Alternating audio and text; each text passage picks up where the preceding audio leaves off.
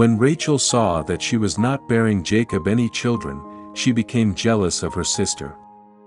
So she said to Jacob, "Give me children, or I'll die."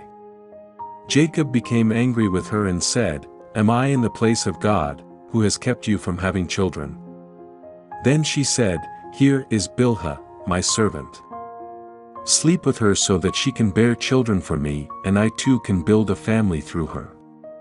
So she gave him her servant Bilhah as a wife. Jacob slept with her, and she became pregnant and bore him a son. Then Rachel said, "God has vindicated me, he has listened to my plea and given me a son." Because of this, she named him Dan.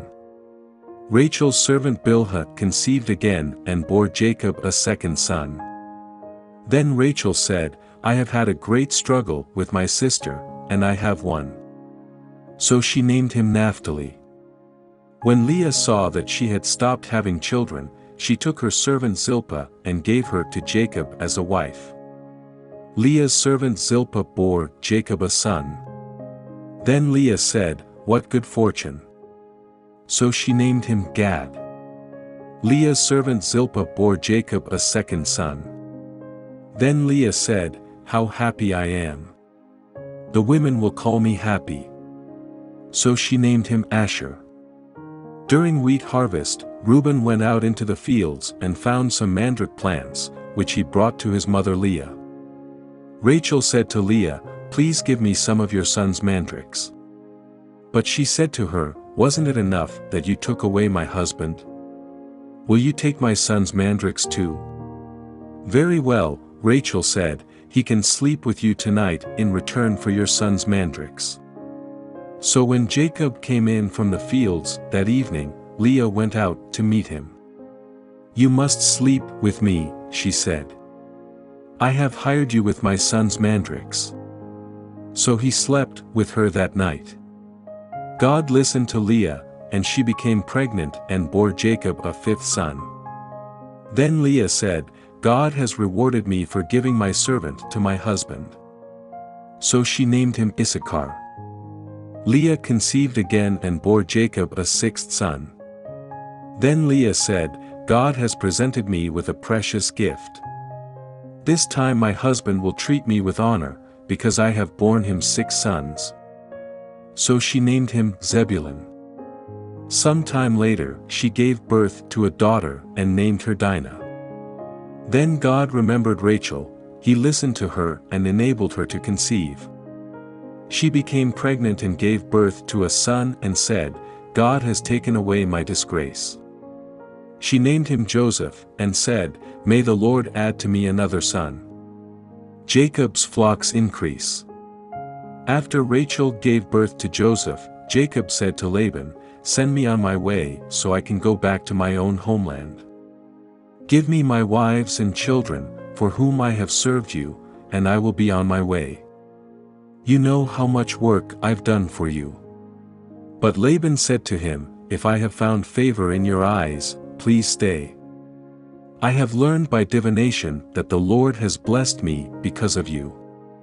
He added, "Name your wages, and I will pay them." Jacob said to him, "You know how I have worked for you, and how your livestock has fared under my care.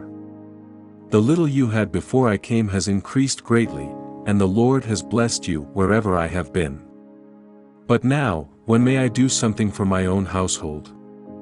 "What shall I give you?" he asked. "Don't give me anything," Jacob replied.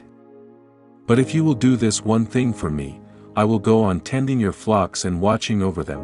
Let me go through all your flocks today and remove from them every speckled or spotted sheep, every dark-colored lamb and every spotted or speckled goat. They will be my wages.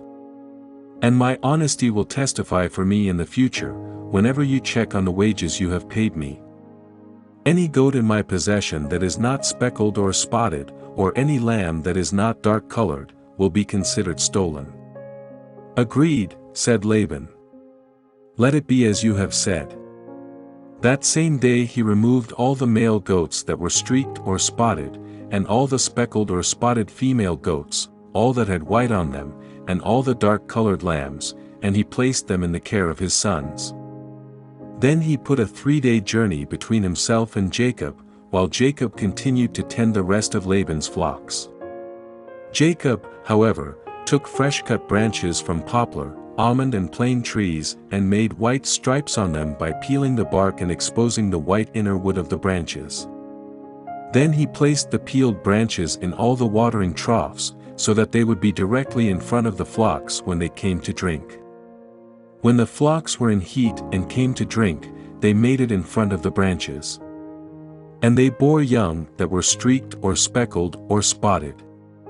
Jacob set apart the young of the flock by themselves, but made the rest face the streaked and dark-colored animals that belonged to Laban. Thus he made separate flocks for himself and did not put them with Laban's animals.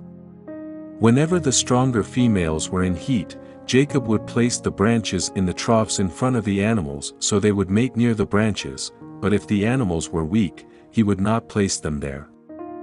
So the weak animals went to Laban and the strong ones to Jacob. In this way the man grew exceedingly prosperous and came to own large flocks, and female and male servants, and camels and donkeys. Thank you for listening to the word of the Lord. Find out how to help our project in the description.